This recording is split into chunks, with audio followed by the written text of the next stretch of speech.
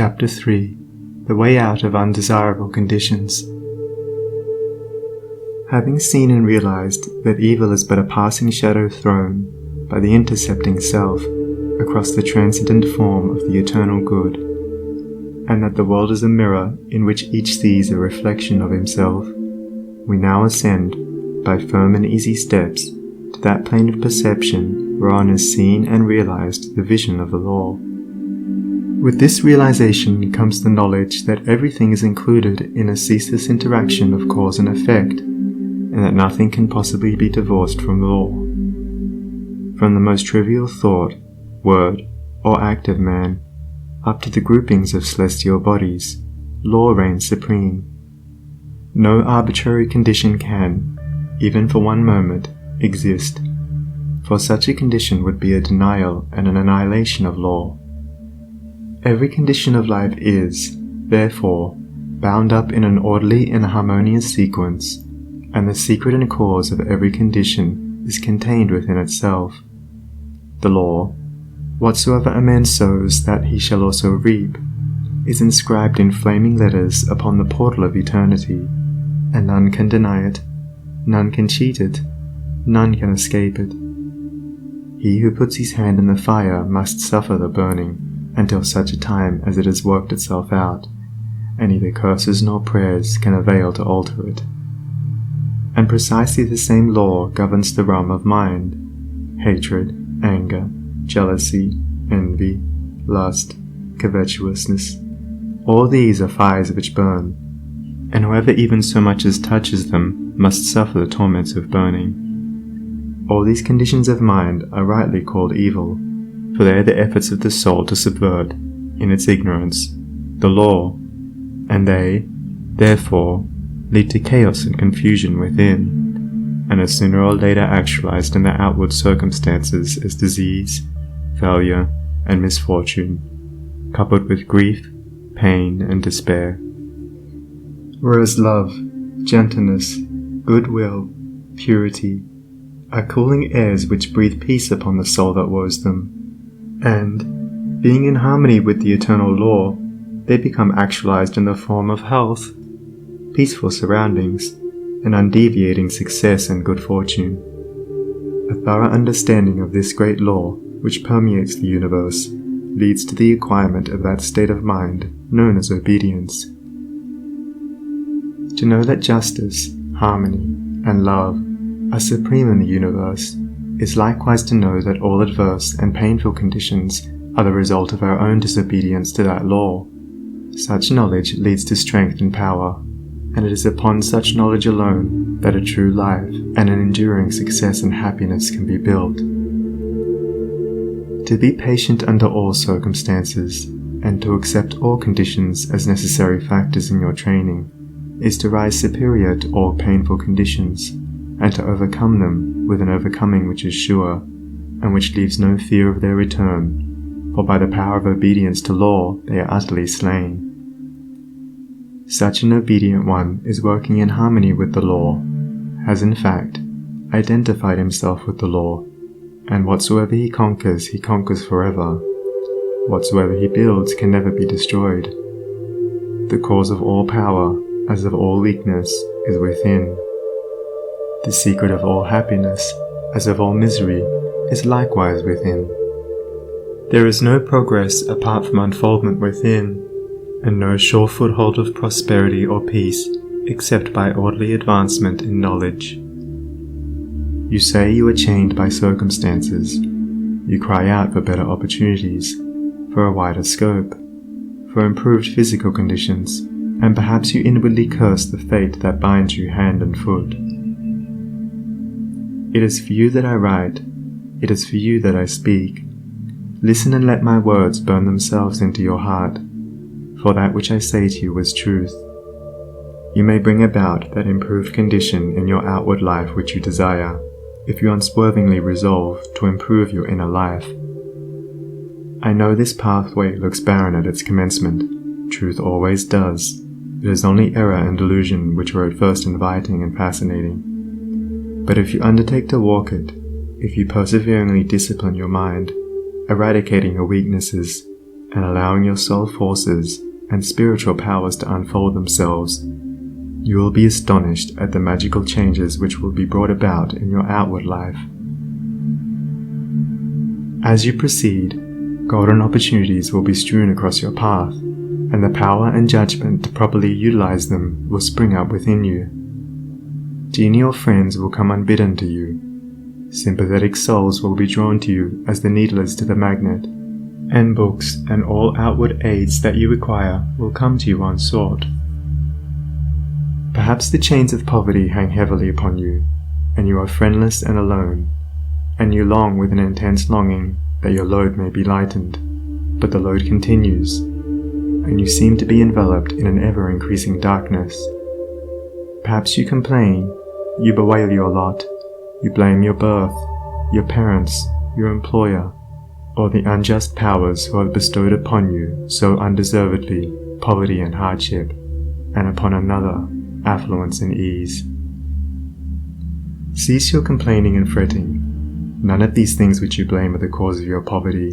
The cause is within yourself, and where the cause is, there is the remedy.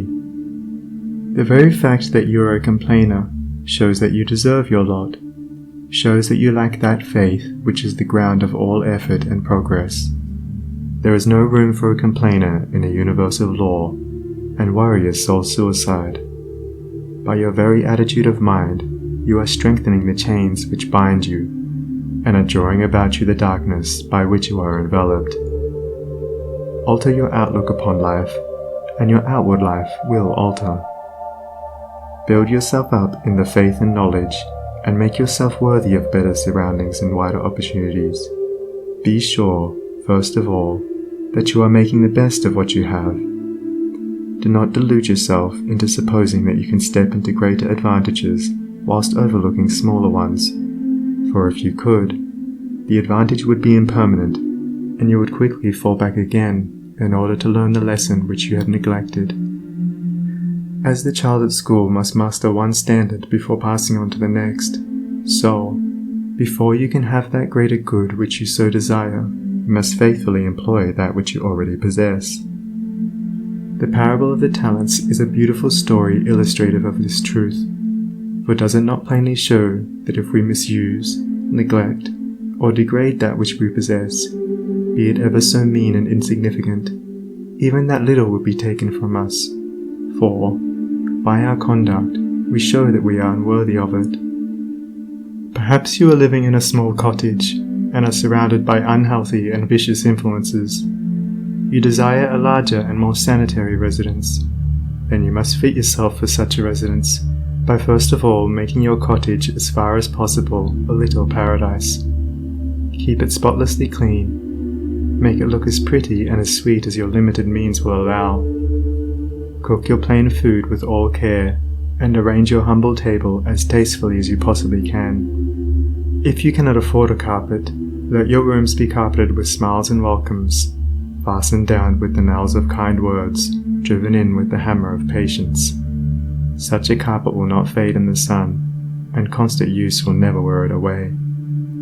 By so ennobling your present surroundings, you will rise above them, and above the need of them, and at the right time you will pass on into the better house and surroundings, which have all along been waiting for you, and which you have fitted yourself to occupy. Perhaps you desire more time for thought and effort, and feel that your hours of labor are too hard and long. Then see to it that you are utilizing to the fullest possible extent what little spare time you have. It is useless to desire more time if you are already wasting what little you have, for you would only grow more indolent and indifferent. Even poverty and lack of time and leisure are not the evils that you imagine they are, and if they hinder you in your progress, it is because you have clothed them in your own weaknesses, and the evil that you see in them is really in yourself. Endeavor to fully and completely realize that in so far as you shape and mold your mind, you are maker of your destiny, and as, by the transmuting power of self-discipline, you realize this more and more, you will come to see that these so-called evils may be converted into blessings. You will then utilize your poverty for the cultivation of patience, hope and courage, and your lack of time in the gaining of promptness of action and decision of mind, by seizing the precious moments as they present themselves for your acceptance. As in the rankest soil the most beautiful flowers are grown, so in the dark soil of poverty the choicest flowers of humanity have developed and bloomed. Where there are difficulties to cope with and unsatisfactory conditions to overcome, there virtue most flourishes and manifests its glory. It may be that you are in the employ of a tyrannous master or mistress, and you feel that you are harshly treated. Look upon this also as necessary to your training. Return your employer's unkindness with gentleness and forgiveness. Practice unceasingly patience and self-control. Turn the disadvantage to account by utilizing it for the gaining of mental and spiritual strength, and by your silent example and influence, you will thus be teaching your employer, will be helping him to grow ashamed of his conduct, and will, at the same time, be lifting yourself up to that height of spiritual attainment by which you will be enabled to step into new and more congenial surroundings at the time when they are presented to you. Do not complain that you are a slave, but lift yourself up, by noble conduct, above the plane of slavery. Before complaining that you are a slave to another, be sure that you are not a slave to self. Look within, look searchingly, and have no mercy upon yourself. You will find there, perchance, slavish thoughts, slavish desires, and in your daily life and conduct, slavish habits. Conquer these. Cease to be a slave to self, and no man will have the power to enslave you. As you overcome self, you will overcome all adverse conditions, and every difficulty will fall before you. Do not complain that you are oppressed by the rich. Are you sure that if you gained these riches you would not be an oppressor yourself? Remember that there is the eternal law, which is absolutely just, and he who oppresses today must himself be oppressed tomorrow, and from this there is no way of escape.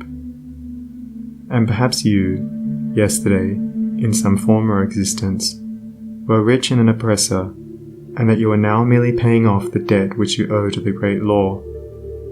Practice, therefore, fortitude and faith. Dwell constantly in the mind upon the eternal justice, the eternal good. Endeavor to lift yourself above the personal and the transitory into the impersonal and permanent. Shake off the delusion that you are being injured or oppressed by another, and try to realize, by a profounder comprehension of your inner life and the laws which govern that life, that you are only really being injured by what is within you. There is no practice more degrading, debasing, and soul-destroying than that of self-pity. Cast it out from you. While such a canker is feeding upon your heart, you can never expect to grow into a fuller life.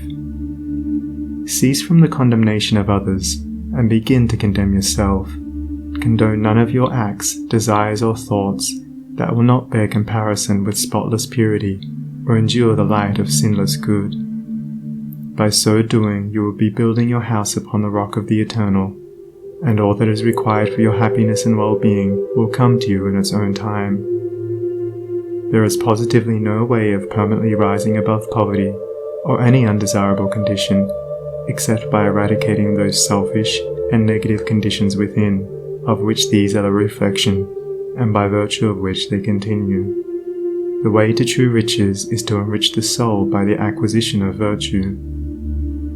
Outside of real heart virtue, there is neither prosperity nor power, but only the appearances of these.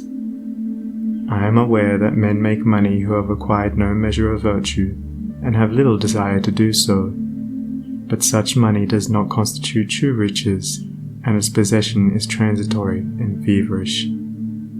Here is David's testimony. For I was envious at the foolish when I saw the prosperity of the wicked. Their eyes stand out with fatness, they have more than heart could wish. Verily I have cleansed my heart in vain, and washed my hands in innocence. When I thought to know this, it was too painful for me, until I went into the sanctuary of God. Then understood I their end. The prosperity of the wicked was a great trial to David, until he went into the sanctuary of God, and then he knew their end. You likewise may go into that sanctuary. It is within you, It is that state of consciousness which remains when all that is sordid and personal and impermanent is risen above, and universal and eternal principles are realized. That is the God state of consciousness. It is the sanctuary of the Most High, when by long strife and self-discipline you have succeeded in entering the door of that holy temple. You will perceive, with unobstructed vision, the end and fruit of all human thought and endeavor, both good and evil.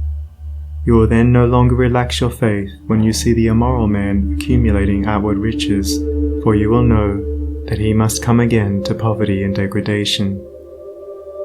The rich man who is barren of virtue is, in reality, poor, and as surely as the waters of the river are drifting to the ocean, so surely is he, in the midst of all his riches, drifting towards poverty and misfortune. And though he die rich, yet he must return to reap the bitter fruit of all his immorality. And though he may become rich many times, yet as many times must he be thrown back into poverty, until, by long experience and suffering, he conquers the poverty within. But the man who is outwardly poor, yet rich in virtue, is truly rich, and, in the midst of all his poverty, he is surely travelling towards prosperity, and abounding joy and bliss await his coming. If you would become truly and permanently prosperous, you must first become virtuous. It is therefore unwise to aim directly at prosperity, to make it the one object of life, to reach out greedily for it. To do this is to ultimately defeat yourself, but rather aim at self-perfection. Make useful and unselfish service the object of your life, and ever reach out hands of faith towards the supreme and unalterable good. You say you desire wealth, not for your own sake, but in order to do good with it, and to bless others. If this is your real motive in desiring wealth, then wealth will come to you, for you are strong and unselfish indeed if, in the midst of riches, you are willing to look upon yourself as steward and not as owner. But examine well your motive, for in the majority of instances where money is desired for the admitted object of blessing others, the real underlying motive is a love of popularity and a desire to pose as a philanthropist or reformer. If you are not doing good with what little you have, depend upon it, the more money you got, the more selfish you would become, and all the good you appeared to do with your money, if you attempted to do any, would be so much insinuating self-laudation. If your real desire is to do good, there is no need to wait for money before you do it. You can do it now, this very moment, and just where you are. If you are really so unselfish as you believe yourself to be, you will show it by sacrificing yourself for others now. No matter how poor you are, there is room for self-sacrifice, for did not the widow put her all into the treasury?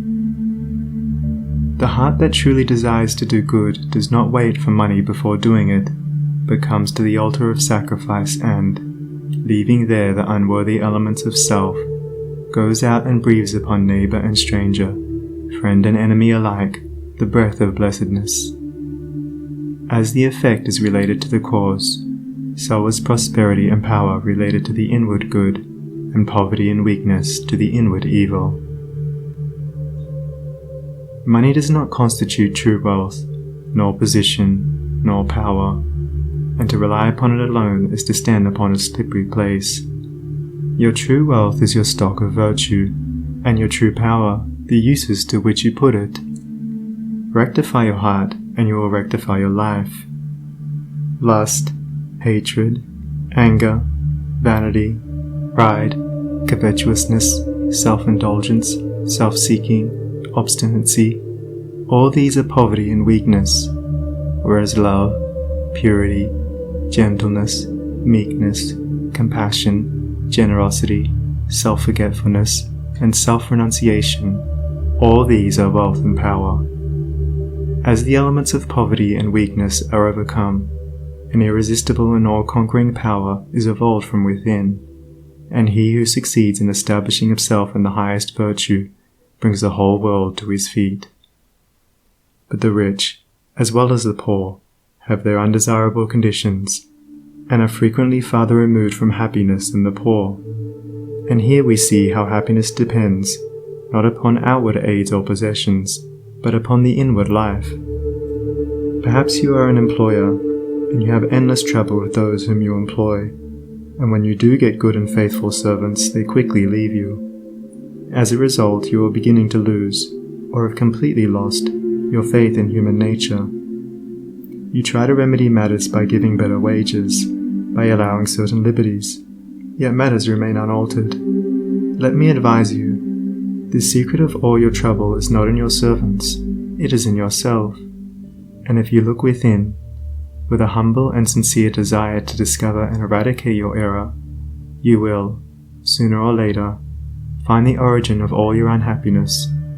It may be some selfish desire, or lurking suspicion, or unkind attitude of mind which sends out its poison upon those about you, and reacts upon yourself, even though you may not show it in your manner or speech. Think of your servants with kindness. Consider of them that extremity of service which you yourself would not care to perform were you in their place. Rare and beautiful is that humility of soul by which a servant entirely forgets himself in his master's good.